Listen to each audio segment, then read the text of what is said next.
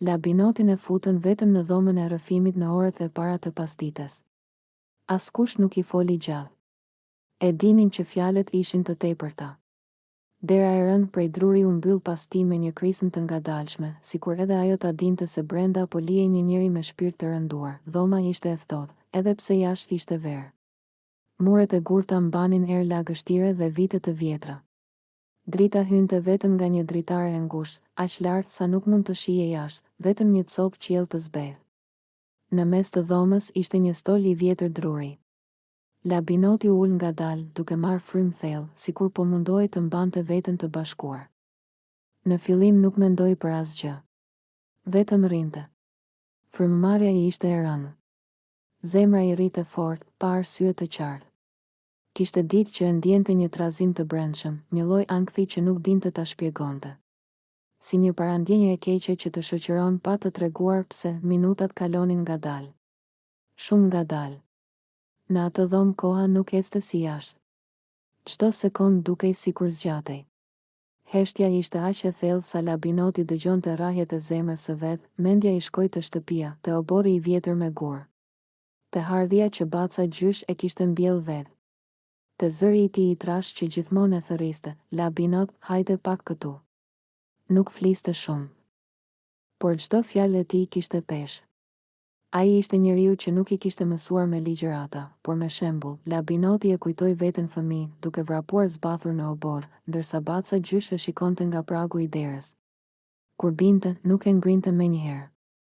E linte të çohej vetë dhe i thoshte, burri mësohet me u çu vetë. Atëherë Labinoti nuk e kuptonte. Tani po, një tingull e preu mendimin, telefoni, zëri i tij u përplas në muret e gurta dhe u kthye si jehon e frikshme. Labinoti u drodh. Për një çast nuk lëvizi. Telefoni ra sërish. Zemra i rahu më fort. E nxori nga xhepi me dorë që i dridhej. Në ekran shkruante emri i nuses, një ndjesi e ftohtë i përshkoi trupin. Po, tha më në fund, me zë të ulët, nga ana tjetër nuk erdhi përgjigje menjëherë. Vetëm frymëmarrje e shpejtë, e çrregull. Pastaj zëri i saj, i thyer, i mbytur në lot, Labinot. Vetëm ajo thirrje mjaftoi që diçka t'i këputej brenda. Çka ka ndodhur? Pyeti ai menjëherë, duke u ngritur në këmbë. Nusja heshti për një çast, sikur po kërkonte forcë për të folur. Labinot. Ka vdekur baca gjyshi. Fjalët ranë ngadalë, por goditën fort. Labinoti u mbështet pas murit. Këmbët nuk po e mbanin më, si po? Tha me zë që mezi i dilte. Ç'ne? A ishte sëmur? A nuk ishte mirë dje? Nga ana tjetër u dëgjua vetëm e qara. Pastaj nusja filloi të fliste me fjali të coptuara.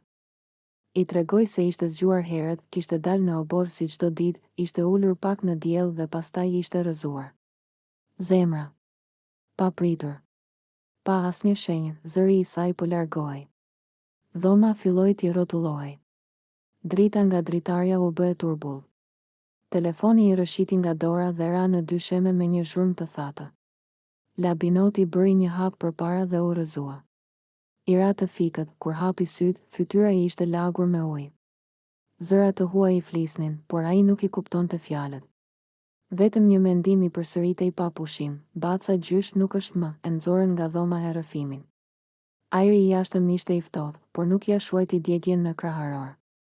Rruga për në shtëpi ishte e gjatë dhe e heshtur. Labinoti shikonte jashtë nga dritarja e makinës, por nuk shite asgjë. Çdo gjë i dukej e largët, sikur po shikonte një botë që nuk i përkiste më. Kur mbërriti, obori ishte plot njerëz. Gra me shami të zeza, burra që rrinin të heshtur. Vaj i përmbajtur. Askush nuk e ndali. Ai hyri drejt në shtëpi, në dhomën kryesore, baca gjysh rrinte shtrirë. I qetë. Sikur po flinte. Labinoti u afrua ngadalë. I preku dorën. Ishte e ftohtë.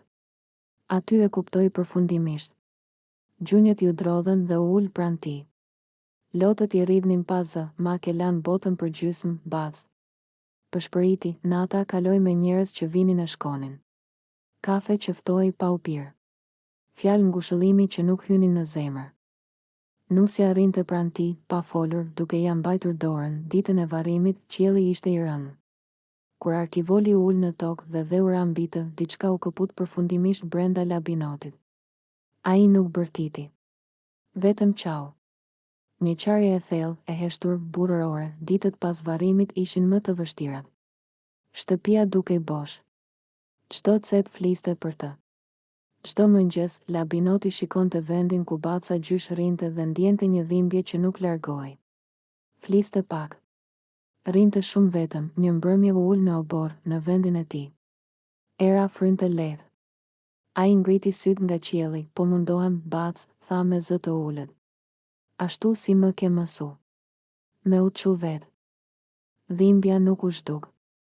Por ai e kuptoi se disa njerëz nuk ikin kurrë. Jetojnë në kujtime, në fjalë, në mënyrën si ecim përpara, edhe kur na dhem çdo hap.